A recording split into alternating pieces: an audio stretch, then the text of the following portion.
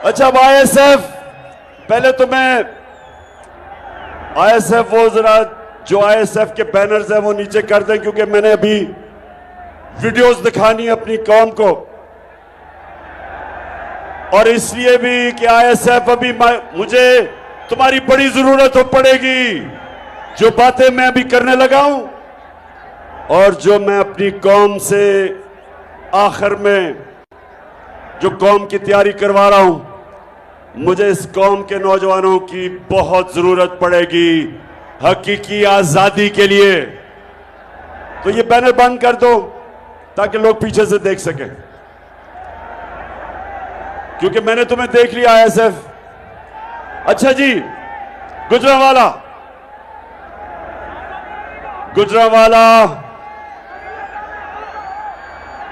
यहां मैं हर किस्म के लोग देख रहा हूं, नौजवान, ज्यादातर नौजवान, लेकिन जिस तादाद में ख्वातीन देख रहा हूं,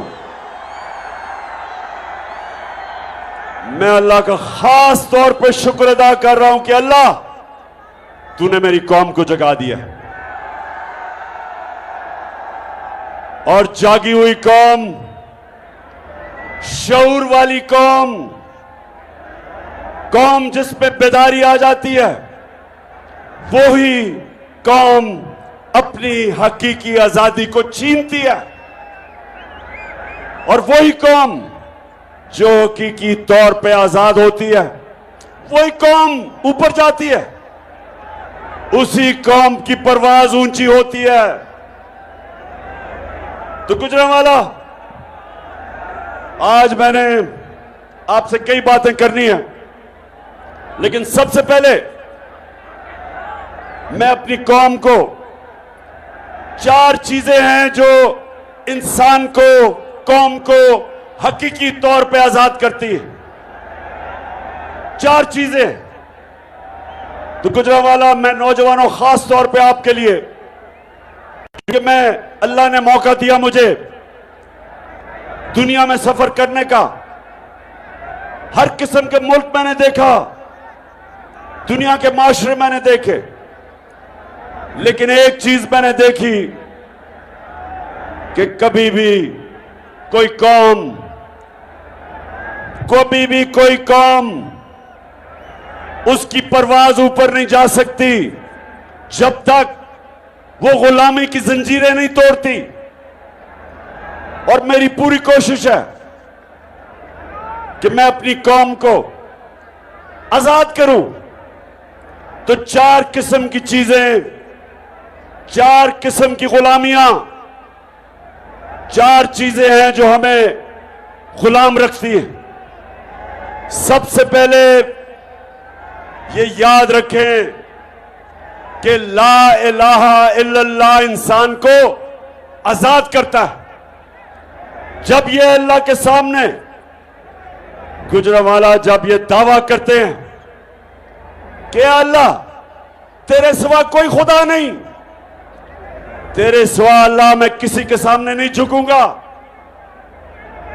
ये सबसे पहला दावा आजादी का है। और मैं बार बार अपने लोगों को बताता हूं कि मेरे नबी सल्लल्लाहु अलैहि वसल्लम ने मदीना की रियासत में दुनिया की तारीख का सबसे बड़ा इनकलाब लेके आए। 622 और 632 के बीच में दुनिया की तारीख का सबसे बड़ा इनकलाब वो मदीना में लेके आए। तो मैं अपने नौजवानों, मेरी पूरी कोशिश है कि मैं अपने नबी सल्लल्लाहु अलैहि वसल्लम की, आपको उनकी जिंदगी, उनकी सीरत से आपको भी आजाद करूं, क्योंकि हम अभी तक हकीकी तौर पे आजाद नहीं हुए। अंग्रेज की गुलामी से तो कायदे आजम ने हमें आजाद कर दिया, लेकिन जो मौजूदा 4 किस्म की गुलामी है, मेरी पूरी कोशिश है कि मैं अपनी कौम को आजाद करूं। तो सबसे पहली गुलामी मेरे नौजवानों और मेरी बहनों, खास तौर पे मैं चाहता हूं, जिस तरह मेरी वालदा ने बचपन से मुझे बताया, मैं जब हमेशा मुझे याद था कि मेरी वालदा मुझे बताती थी कि तुम्हें नहीं अंदाजा कि गुलामी क्या होती है। हमने अंग्रेज की गुलामी देखी है और बचपन से वो मुझे बताती थी और कितने फख्र से बताती थी कि आप एक आजाद मुल्क में पैदा हुए। तो जो सबसे बड़ी और बुरी गुलामी वो तो है कि आपके ऊपर कोई और मुल्क कब्जा कर ले और आपको गुलाम बना दे, जो अंग्रेज ने हमें बनाया। उससे हम आजाद हो गए। लेकिन जो दूसरी गुलामी वो क्या है कि वो एक दूसरा मुल्क आपको फतह किए बगैर गुलाम बना देता है। वो आपको रिमोट कंट्रोल करता है। कहते आप आजाद हैं, लेकिन हुक्म बाहर से सुनते हैं। बाहर के मुल्कों की गुलामी करनी मेरी नजर में उतनी बुरी गुलामी है जितना आपके ऊपर कोई फतह करके आपको गुलाम रखे। गुजरांवाला जो मुझे हटाया गया वो इसलिए कि मैं तैयार नहीं था कि किसी और मुल्क से डिक्टेशन लूं, किसी और मुल्क मुझे हुक्म करे कि जनाब आप रूस से सस्ता तेल नहीं खरीद सकते, हिंदुस्तान खरीद सकता है। वो भी हमारे साथ आजाद हुआ था। हिंदुस्तान अपने लोगों के लिए 40% कम कीमत पे तेल खरीद रहा है रूस से। लेकिन ये जो इंपोर्टेड हुकूमत है, हमने बात भी की थी रूस से। प्रेसिडेंट पुतिन से मेरी बात हुई। मैंने उसे बताया कि दुनिया में आलमी तेल की कीमत इतनी ऊंची है और ये जो जंग हो रही है यूक्रेन के साथ, उससे और ऊपर चली जाएगी। तो हमारे तो 10 करोड़ लोग हैं, 5 करोड़ गुर्बत की लकीर से नीचे, और 5 करोड़ ऐसे लोग जब कीमतें ऊपर जाती हैं वो भी नीचे चले जाते हैं गुर्बत के। 2 वक्त की रोटी नहीं खा सकते। तो हमें सस्ता तेल चाहिए। और दूसरा, गंदम जो 20 लाख टन हमने गंदम खरीदी थी, मैंने उससे कहा कि हमें डिस्काउंट पे गंदम चाहिए ताकि हम अपने लोगों को सस्ता अनाज बेच सके। दोनों मान गया, वापस आया। और आपको पता है जो बैरूनी साजिश चली उससे हमारी हुकूमत कराई गई और ये इंपोर्टेड चोरों को हमारे ऊपर मुसल्लत किया गया। और उन्होंने आते साथ ही पहला काम क्या किया, अमेरिका से डर के, रूस से, ना उन्होंने गंदम ली और ना ही उन्होंने सस्ता तेल लिया और उन लोगों के ऊपर महंगाई का बम फेंक दिया। कभी इतनी महंगाई नहीं हुई। और फिर एक तरफ महंगाई और दूसरी तरफ हमारा जो वजीर आजम, क्राइम मिनिस्टर जेरी ब्लॉसम, दुनिया में चला गया पैसे मांगने के लिए। अब गुजरांवाला, मैं अब एक और चीज बताऊं कि जब प्राइम मिनिस्टर था मैं, तो जब भी मैं किसी बैरून मुल्क मिनिस्टर या प्राइम मिनिस्टर से मिलता था तो मुझे पहले मेरा फॉरेन ऑफिस बताता था कि इसकी रेपुटेशन क्या है, इसकी तालीम क्या है, ईमानदार है, चोर है, करप्ट है, सब कुछ पता। हर चीज जिससे भी मैं मिलता था और जो भी दुनिया में प्राइम मिनिस्टर मिलता है, हर चीज उसका अगला पिछला पहले पता चल जाता है। तो जब शहबाज शरीफ गया पैसे मांगने के लिए,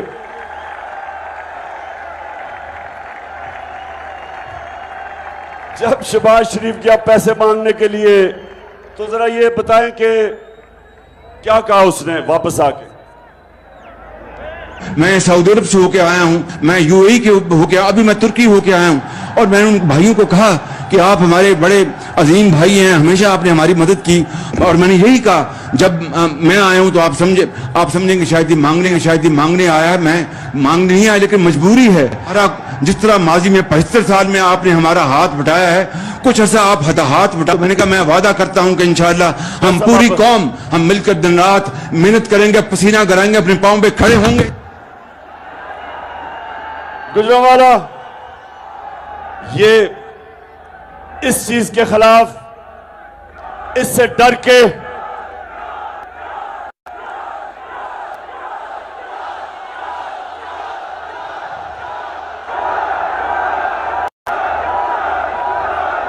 जो ये शहबाज शरीफ ने आपको नहीं बताया कि जी मैं आपसे पैसे मांगने आया हूं, मैं मजबूर हूं, पैसे वापस कर दूंगा। ये अभी आप घर इधर से जाएं, कोई मांगने वाला आपको मिलेगा, वो यही कहेगा कि मैं बड़ा मजबूर हूं, मैं मांगना नहीं चाहता लेकिन बड़ा मजबूर हूं। तो असल तो उससे पूछना चाहिए। अच्छा, जिधर ये मांगने गया, अब ये सुने, जो जो सरबराह शहबाज शरीफ को मिला, उन सबको पता होगा कि नवाज शरीफ और शहबाज शरीफ के अरबों डॉलर मुल्क से बाहर पड़े हैं, और इनका जो साथी है आसिफ जरदारी, अरबों अरबों रुपए की इनकी प्रॉपर्टीज बाहर हैं, उनको सब पता है। तो उनके सामने जब मांगने गए तो यही होना था। अच्छा, अब ये कल मिला है, ये जरा गौर से देखें पाकिस्तानियों, मैं आपको क्यों कह रहा हूं कि आपने मेरे से मिलके, मेरे साथ मिलके हकीकी आजादी की जद्दोजहद जहाद करनी है। मैं इसलिए कह रहा हूं कि मांगने वाले की दुनिया में कोई इज्जत नहीं है। आप जाके आजमा लें, मां बाप से तो कोई ज्यादा अपने बच्चों की फिक्र नहीं करता, लेकिन मां बाप के भी 2 बच्चे होंगे। एक बच्चा सारा वक्त मां बाप से पैसे मांगेगा, दूसरा उन्हीं मां बाप का बच्चा खुददार होगा, नहीं पैसे मांगेगा। मां बाप भी उस बच्चे की इज्जत करेंगे जो पैसे नहीं मांगता, हाथ नहीं फैलाता। अच्छा, यूनाइटेड नेशंस का सेक्रेटरी जनरल आया कल, अब सैलाब आया हुआ है। अब सैलाब वो आया है सैलाब इलाके देखने के लिए, तो ये है अंग्रेजी में, लेकिन मैं बाद में आपको बता दूंगा वो क्या कहता है। ये जरा गौर से देखें इसको। Generous. Just your help to Pakistan will help helpless people. एक मिनट भी लगा।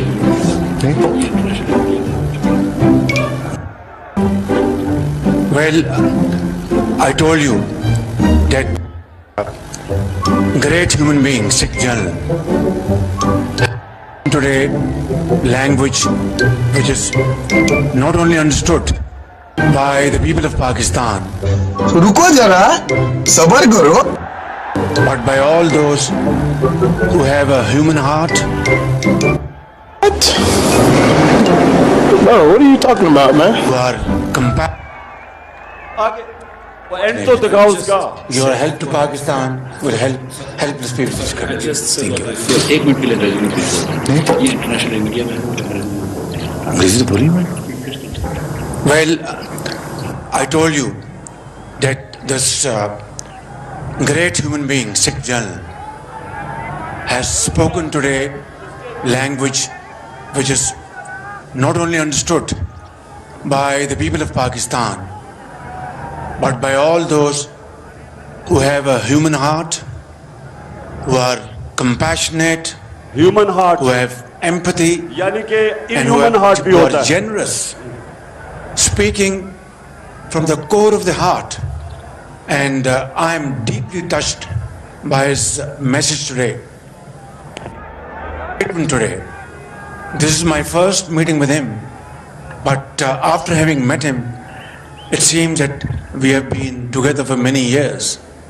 Thank you very much, General Secretary, and I assure you, whatever support we get from your institution and through your institution, I give you my word of honor, along with all these ladies and gentlemen sitting on this table, ministers, general officers, government officials, ladies and gentlemen, that every penny we get from you or from wherever, we will spend it most transparently and in the interest of the suffering humanity. सुने आप ये जरा, ये सुने जरा, ये मैं इसलिए आपको ये दिखाया है, थोड़ा सा लंबा था, छोटा करना चाहिए था। यूनाइटेड नेशंस के सेक्रेटरी जनरल को कह रहे कि जी जो भी आप पैसा देंगे हमें, वो आया सैलाब देखने के लिए, उससे पैसे मांगने शुरू हो गए। जो भी पैसे देंगे आप जो पैसे देंगे, हम आपको श्योर करते हैं कि हम बड़ी ईमानदारी से खर्च करेंगे। उसको कह रहे हैं कि जो भी पैसे देंगे, मैं और मेरे वजीर कह रहे हैं कि हम बड़ी ईमानदारी से पैसा खर्च करेंगे। और शहबाज शरीफ उसको पहले ही पता है कि 60% आपके वजीर जमानत पे हैं, करप्शन के केसेस हैं उन पे। उसको यह पता है कि तुम और तुम्हारे बेटों को 16 अरब रुपए का अपने FIA का केस है कि पाकिस्तानी अवाम पे डाका मारा है। तो उसको कह रहे हैं कि फिक्र ना करो, आप जो पैसे देंगे हम बड़ी ईमानदारी से खर्च करेंगे। मैं ही आपको इसलिए दिखा रहा हूं मेरे पाकिस्तानियों कि कभी इस तरह के लोग होंगे आपके मुल्क के ऊपर बैठे होंगे, अपना पैसा चोरी करके मुल्क से बाहर, और दूसरों से भीख मांग रहे हैं कि जी हमें पैसा चाहिए। कभी हरे पासपोर्ट की कभी इज्जत नहीं होगी। 22 करोड़ लोग ऐसे दुनिया बाहर देखेगी जैसे हम बेकारी हैं, और ये कंट्रोल करेंगे हमें। वो जो हुक्म करेंगे, जिनसे ये पैसे मांगते हैं, वो कोई ऐसा पैसा नहीं देता जब तक वो आपसे, जिस तरह हमने 80,000 पाकिस्तानियों की जानें कुर्बान की अमेरिका की जंग लड़के, जंग अमेरिका की, उनके 3,000 से भी कम लोग मरे 9/11 में, 9/11 में। 80,000 पाकिस्तानी उनकी जंग लड़ते हुए मर गए, इसलिए कि इस तरह के हुक्मरान जो बाहर से प्रेशर आता है उनके सामने लेट जाते हैं और अपने लोगों का खून चूसते हैं और पैसा चोरी करके मुल्क से बाहर बड़े बड़े वहां महल्लात में रहते हैं। और इनको, इस तरह के लोगों को हमारे ऊपर मुसल्लत इसलिए किया गया कि इनके क्योंकि पैसे बाहर पड़े हैं, जो इनको बाहर से हुक्म मिलेगा वो ये करेंगे। वो आपकी बेहतरी नहीं सोचेंगे कि रूस से हम सस्ता तेल लेके अपनी कौम को सस्ता पेट्रोल और डीजल दें। वो ये देखेंगे कि पैसे मेरे बाहर पड़े हैं, जब चाहिए जब्त कर सकते हैं। इसलिए जो वो वहां का हुक्म आता है उनसे एड भी लेंगे और अपने कौम को इस्तेमाल होने देंगे। और यही वजह है कि पाकिस्तान अपने पैर पे नहीं खड़ा हो सका। हमें अपने मुल्क में इस्लाहत की जरूरत थी। हमें अपने मुल्क में अपने लोगों पे पैसा खर्च करना था। हमें अपने तालीमी निज़ाम ठीक करना था, लोगों की सेहत उसको देखना था। हमने अपने मुल्क में एक ऐसा इंसाफ का निज़ाम पैदा करना था ताकि सरमायाकारी हो, ताकि इन्वेस्टमेंट आए, ताकि नौकरियां मिले, खुशहाली आए। लेकिन उसके बजाय बाहर से भीख मांगो, अपने लोगों को लूटो और दूसरों की गुलामी करो। जुल्मों सितम के कोहे गरा रूई की तरह उड़ जाएंगे।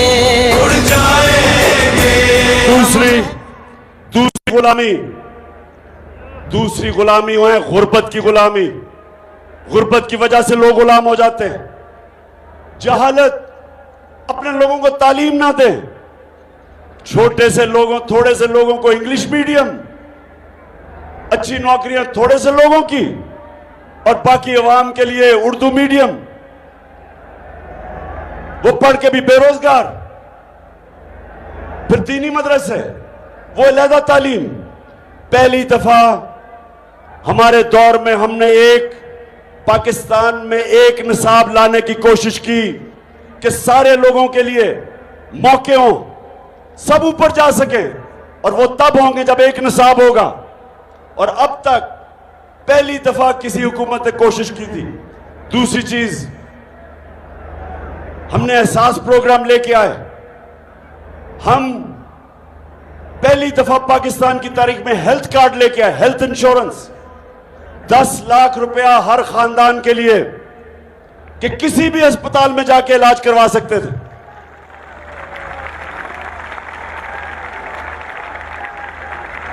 और ये हमारी कोशिश थी कि जो मदीना की रियासत में मेरे नबी सल्लल्लाहु अलैहि वसल्लम ने लोगों को आजाद किया था, उन्होंने पहली फलाई रियासत बनाई थी।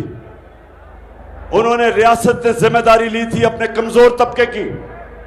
आज यूरोप जाएं तो यूरोप में आज आपको फलाई रियासत मिलेगी। मुसलमान दुनिया में बहुत कम है, जबकि दुनिया की तारीख में पहली दफा मदीना की रियासत बनी थी फलाई। तीसरी चीज ज़हनी आजादी, अंदरूनी आजादी। ये 4 किस्म के नौजवानों याद रखें, कभी कोई इंसान बड़ा इंसान नहीं बन सकता जब तक वो आजाद नहीं होता। जिसको इल्लामा इकबाल ने कहा कि इकबाल का शाहीन होता ही है जो आजाद होता है, तभी वो ऊपर जाता है, तभी उसकी परवाज बाकियों से ऊपर होती है, क्योंकि जंजीरें तोड़ रहता है। और जंजीरें टूटती है ला इलाहा इल्लल्लाह से, वो आजाद करता है इंसान को। इसलिए मदीना की रियासत में वो अरब जिनकी कोई हैसियत नहीं थी, मेरे नबी सल्लल्लाहु अलैहि वसल्लम ने उनको आजाद करके, दुनिया की तारीख शाहिद है कि इतना बड़ा इनकलाब आया और उन्होंने चंद सालों में दुनिया की इमामत की। कुरान में अल्लाह कहता है कि मैं कभी किसी कौम की हालत नहीं बदलता जब तक वो कौम खुद अपनी हालत बदलने की कोशिश ना करे। तो अंदरूनी हालत मेरे नबी सल्लल्लाहु अलैहि वसल्लम ने इंसानों को कैसे आजाद किया? उन्होंने सबसे पहले खौफ का बुत तोड़ा। यह खौफ का बुत एक बड़े इंसान को छोटा इंसान बना देता है। आज तक मैं कोई किसी खिलाड़ी को नहीं मिला, मैं 20 साल दुनिया में खेला, जो भी खिलाड़ी ने बड़ा ऊपर गया उसने सबसे पहले अपने खौफ के ऊपर काबू पाया। जो खिलाड़ी हारने से डरता था, जो बैट्समैन गेंद लगने से डरता था, जो बॉलर फेंटा खाने से डरता था, यानी कि जब मार पड़ती थी, वो कभी ऊपर नहीं जाते थे। जो दुनिया में सबसे पहला आदमी जिसने सबसे ऊंचा पहाड़ माउंट एवरेस्ट पर चढ़ा था, उसको पता था कि उससे पहले जिसने भी कोशिश की उस ऊंचे पहाड़ पर चढ़ने की, या वो मर गया था या वो फेल हो गया था। तो उसने पहले अपना खौफ के ऊपर काबू पाया और फिर उससे सारी दुनिया याद रखेगी कि पहला आदमी सबसे ऊंचे पहाड़ पे गया। तो ये जो आजाद किया मेरे नबी ने, खौफ का बुत तोड़ा ला इलाहा इल्लल्लाह से, वही लोग थे जिनकी हैसियत नहीं थी, उनकी परवाज शुरू हो गई। फिर जो पैसे का बुत है, लालच, हवस, ये भी बहुत बड़ा बुत है।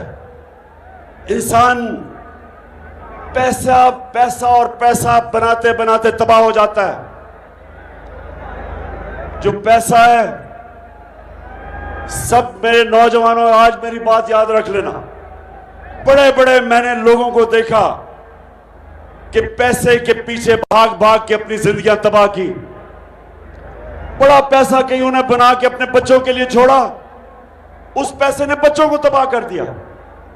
पैसे से याद रखें कि कभी पैसे से इस्तेमाल ना हो, पैसे को इस्तेमाल करना सीखें, इस्तेमाल ना हो पैसे से।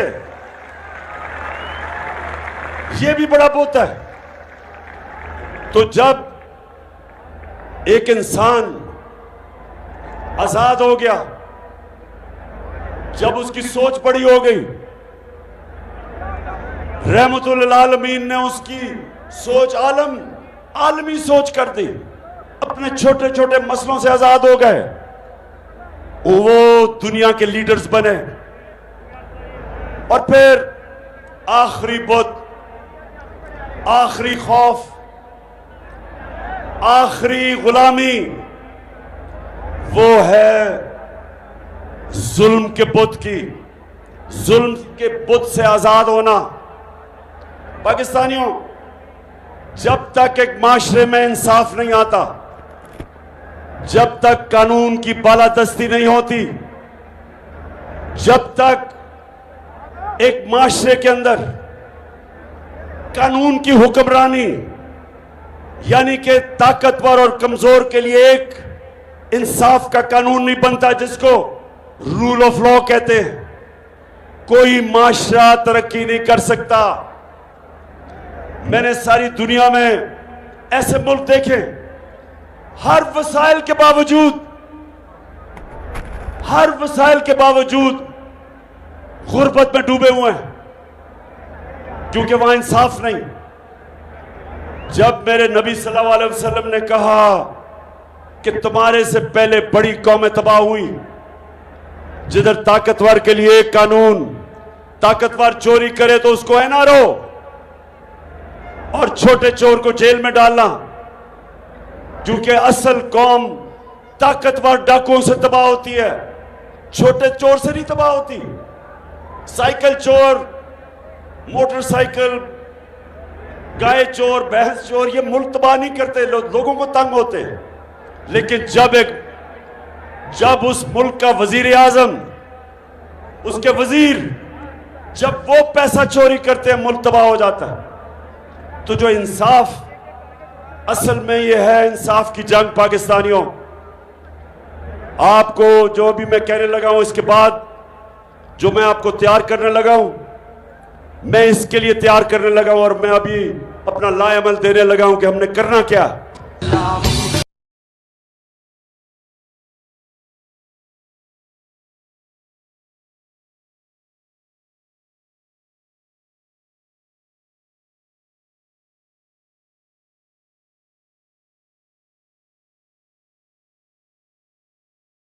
अब ये जो इंपोर्टेड हुकूमत है, जब से ये इक़्तिदार में आए, इनकी ये कोशिश थी कि ये तहरीक इंसाफ को खत्म करें और अब हम हमेशा के लिए ऊपर बैठ जाएंगे और हमारे बाद हमारे बच्चे, सारों ने अपने बच्चे तैयार किए हुए बारियों के लिए, कि जिस तरह हम भेड़ बकरियां हैं, एक जाएगा तो बच्चा आ जाएगा, और बच्चे भी फिटे हुए बच्चे चोरी के पैसे के ऊपर।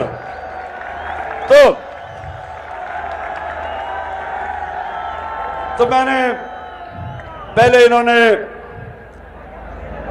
समझा कि लोग तो मिठाइयां बांटेंगे, पाकिस्तानी कौम सड़कों पे आ गई। कभी इस तरह पब्लिक किसी गवर्नमेंट के जाने के बाद इस मुल्क की तारीख में कभी अवाम ऐसे सड़कों पे नहीं निकली। उसके बाद इन्होंने हमारे ऊपर तशद्दुद किया। 25 मई को हमारे ऊपर केसेस किए, हजारों लोगों को जेलों में डाला। पुरअमन एहतजाज के ऊपर इन्होंने टीयर गैस शेलिंग की। औरतें बच्चे थे, समझा कि ये डर जाएंगे। कहा जी ये तो मम्मी डैडी हैं, ये तो वो लोग हैं जो कि किसी किस्म का प्रेशर बर्दाश्त नहीं करेंगे तो हाथ खड़े कर देंगे। वो भी ना हुआ। फिर लोग निकला है हर जलसे में, जिस तरह आज आप आए। 6 महीने से मैं जलसे कर रहा हूं और एक से एक बड़ा जलसा हो रहा है और कौम निकल रही है ऐसे। बेदार कौम समझ गई, शऊर है कौम में। फिर इन्होंने इलेक्शन करवाया। 17 जुलाई को पाकिस्तान पंजाब में 20 बाय इलेक्शन हुए। इलेक्शन कमीशन अपने साथ, इनके साथ एक बददियानतदार इलेक्शन कमीशन ने मिलकर पूरी कोशिश की इनको जिताने की। इंतजामिया तब इनके साथ थी, मिस्टर एक्स ने पूरी मदद की, सबके बावजूद हार गए, इलेक्शन हार गए। उसके बाद ये क्या कर रहे हैं, अब इनकी कोशिश है किसी तरह इमरान खान को मैच से डिस्क्वालीफाई किया जाए कि खेले ही ना, इसको किसी तरह नाअहल किया जाए, इसके ऊपर केसेस करो। हर किस्म के मेरे ऊपर केसेस किए, तौहीन मजहब का केस कर दिया। मदीना के अंदर ये शहबाज शरीफ और इसके वजीर गए, 27वीं रमजान थी, हम यहां शब दुआ कर रहे थे तो पता चला इनको वहां चोर चोर की आवाजें लग गई।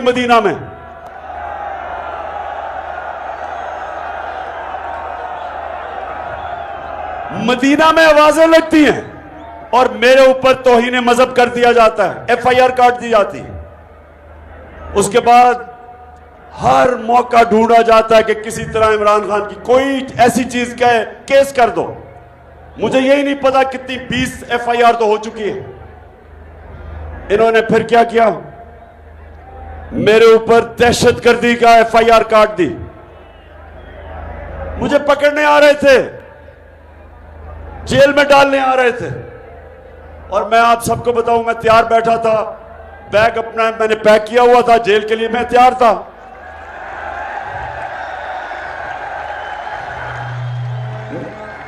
मैं तो आपको कह बैठा हूं कि जेल तो मेरे लिए बड़ी छोटी चीज है। मैं इन चोरों के खिलाफ अपने मुल्क को हकीकी तौर पे आजाद करने के लिए अपनी जान की कुर्बानी देने के लिए तैयार हूं। अब मेरे ऊपर इन्होंने दहशतगर्दी का पर्चा कर दिया। वो क्या था, मेरा जो चीफ ऑफ स्टाफ था शहबाज गिल, उसको इन्होंने अगवा किया। 2 दिन उन्होंने इसको ऊपर तशद्दुद किया। उसके बाद पुलिस स्टेशन आया, अदालत के सामने उसको पेश किया गया। उसने मुझे वकीलों के जरिए पैगाम भिजवाया कि इन्होंने मेरे ऊपर इतना तशद्दुद किया और सिर्फ एक चीज चाह रहे थे कि इमरान खान के खिलाफ कोई स्टेटमेंट दो। और उसने कहा कि मैं और तशद्दुद बर्दाश्त नहीं कर सकता। उसने कहा कि इन्होंने मुझे नंगा करके मेरे ऊपर तशद्दुद किया।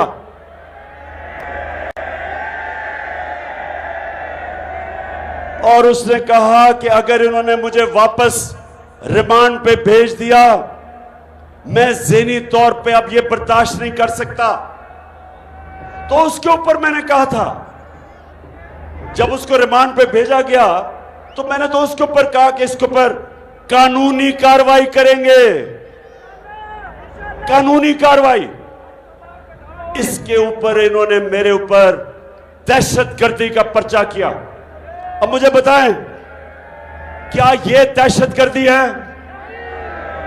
अब मैं ये सिर्फ आपको दिखाऊंगा कि मैंने क्या देखा जब मैंने ये स्टेटमेंट दी कि हम कानूनी कार्रवाई करेंगे। ये जरा देखें कि उसका हाल क्या था।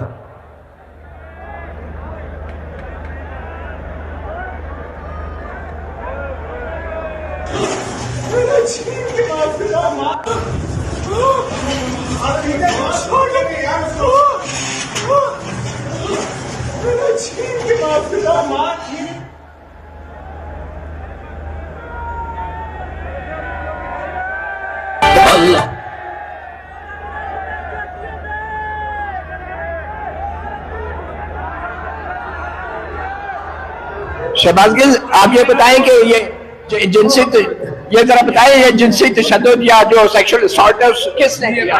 ये बिल्कुल दुरुस्त है। मेरे टेस्टिस पे और मेरे पीनस पे बिजली के करंट लगाए गए, वो मैं जिनसी तशद्दुद की बात कर रहा था। मेरे टेस्टिस और पीनस के ऊपर इलेक्ट्रिक करंट लगाया गया और वो तशद्दुद किया गया ताकि मैं कोई भी स्टेटमेंट किसी के खिलाफ। आपने सुना मेरे शहबाज गिल।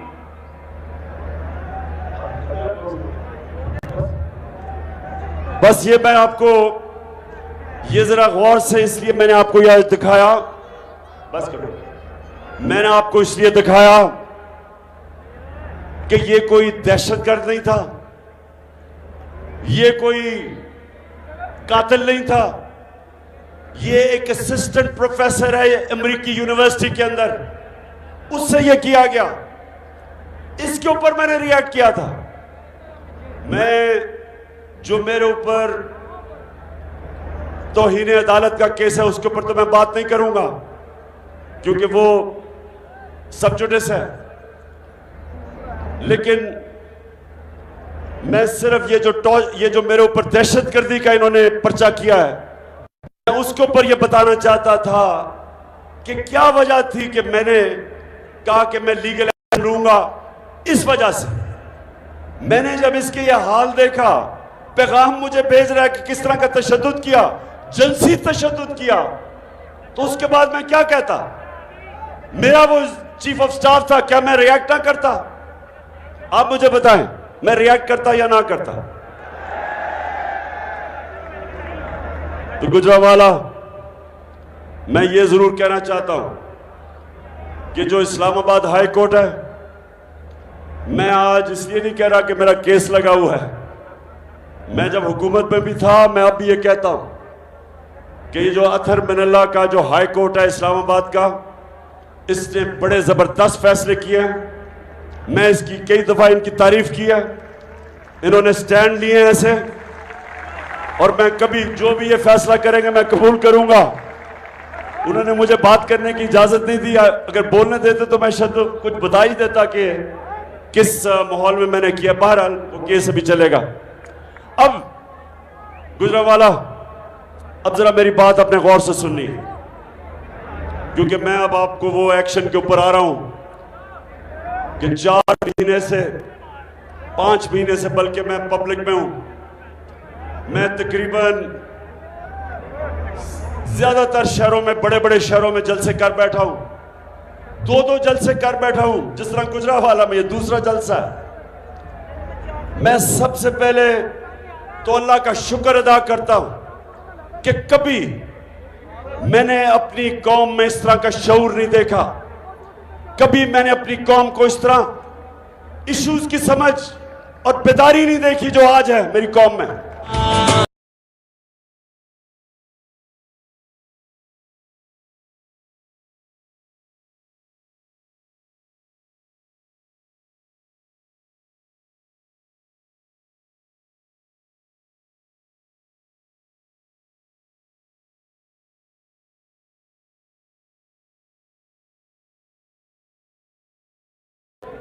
गुजरावाला, हमारी हुकूमत जब हटाई तो पाकिस्तान की 17 साल के बाद हमारी जो मुल्क तरक्की कर रहा था, जो हमारी दौलत में इजाफा हो रहा था, जिसको ग्रोथ रेट कहते हैं, 17 साल में वो सबसे बेहतरीन परफॉर्मेंस दिया हमारे तीसरे और चौथे साल में। हम 5.6% पे ऊपर जा रहे थे तीसरे साल, और चौथे साल 6% पे ऊपर जा रहे थे। हमारे मुल्क में जो हमारी एक्सपोर्ट्स थी, पाकिस्तान की तारीख की सबसे ज्यादा एक्सपोर्ट्स थी, यानी डॉलर, हम जो चीजें बेच रहे, सबसे ज्यादा डॉलर पाकिस्तान में आ रहा था एक्सपोर्ट से। और दूसरा, जो बैरूनी मुल्क पाकिस्तानी थे, उन्होंने हमारे पे एतमाद किया। पाकिस्तान की तारीख में सबसे ज्यादा उनका डॉलर आ रहा था, रेमिटेंसेस आ रही थी, सबसे ज्यादा टैक्स कलेक्शन थी। हमने सबसे ज्यादा पाकिस्तान की तारीख में आमदनी हमारी थी, टैक्स कलेक्शन थी। हमारी 4 जो बड़ी बड़ी फसलें थी, हमारे 2 साल में रिकॉर्ड पैदावार थी। और ये इमरान खान नहीं कह रहा, ये जो इस हुकूमत ने, जो इकोनॉमिक सर्वे ऑफ पाकिस्तान, जो ये हुकूमत माइशत के ऊपर जो एक पेपर पब्लिश करती है, उसके मुताबिक ये सारी चीजें मैं आपको बता रहा हूं। जब से ये आए हैं पाकिस्तानियों, जब से ये आए हैं, सबसे पहले तो इन्होंने बिजली और पेट्रोल और डीजल की कीमत आसमानों पे चढ़ा दी। हम जब इख्तिदार में थे, सुन ले, मुझे पता है डीजल,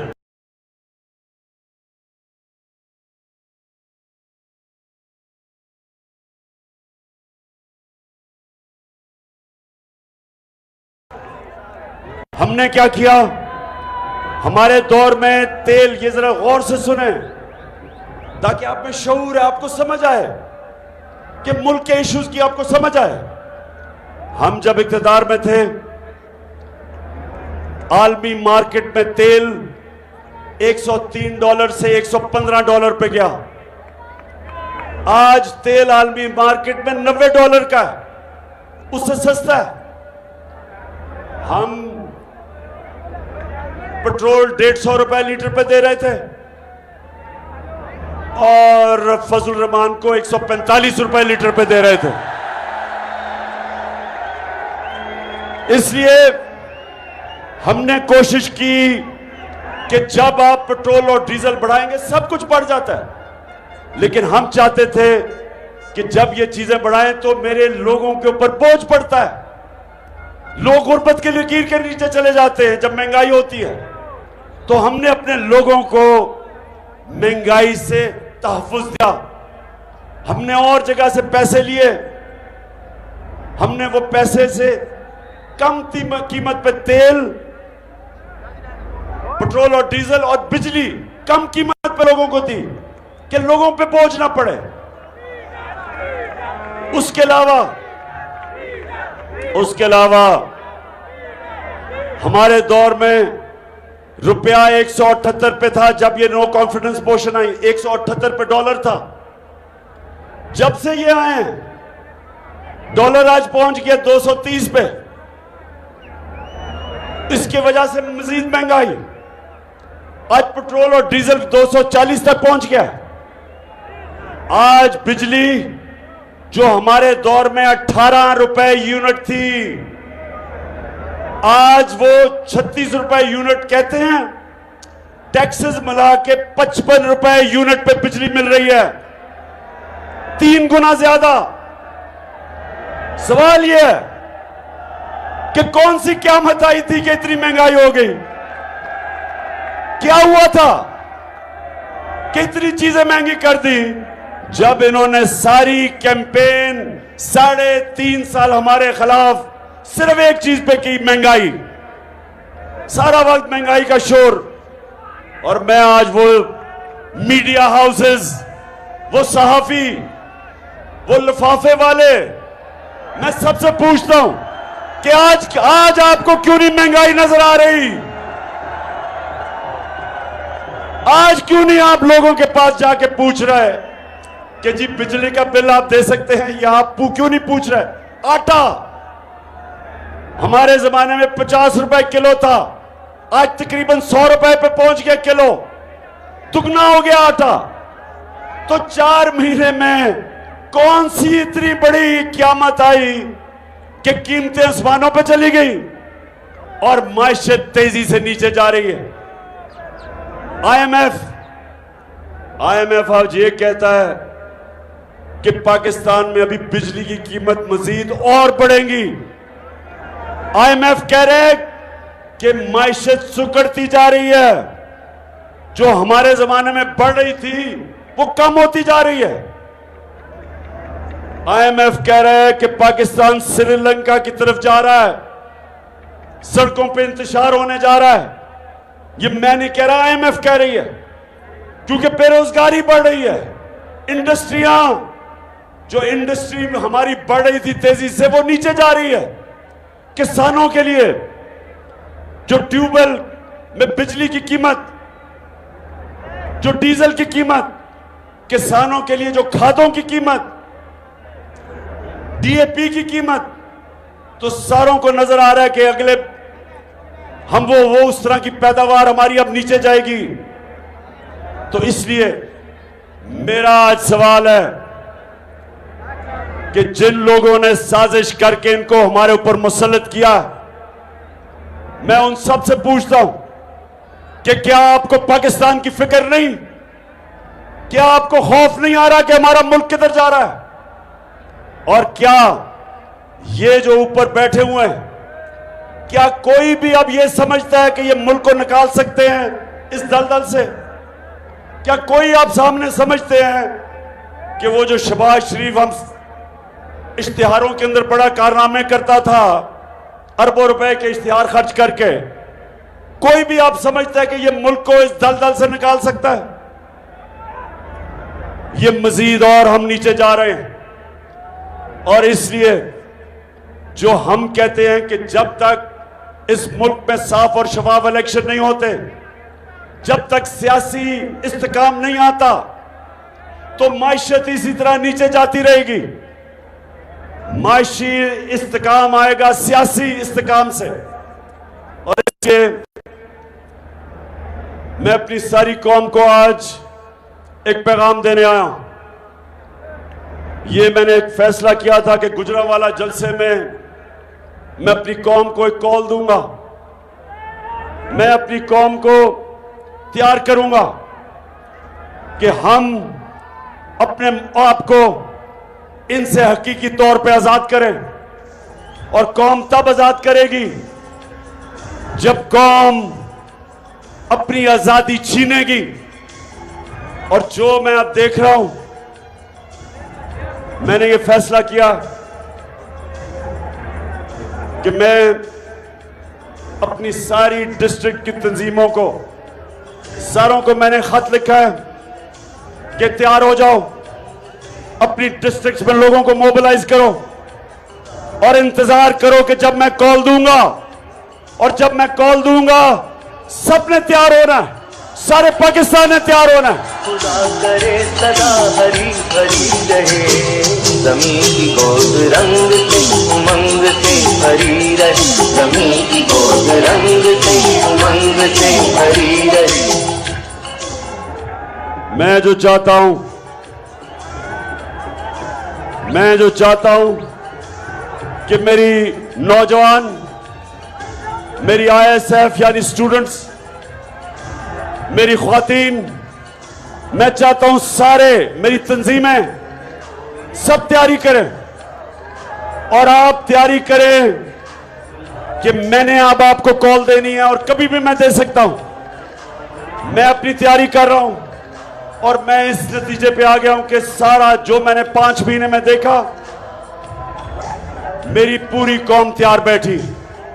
लोग तैयार हैं, लोग तैयार हैं कि अगर साफ और शफाफ इलेक्शन ये नहीं करवाएंगे तो लोग तैयार हैं पाकिस्तान की सड़कों पे आके पुरअमन एहतजाज करके यहां जबरदस्ती इलेक्शन करवाएंगे हम।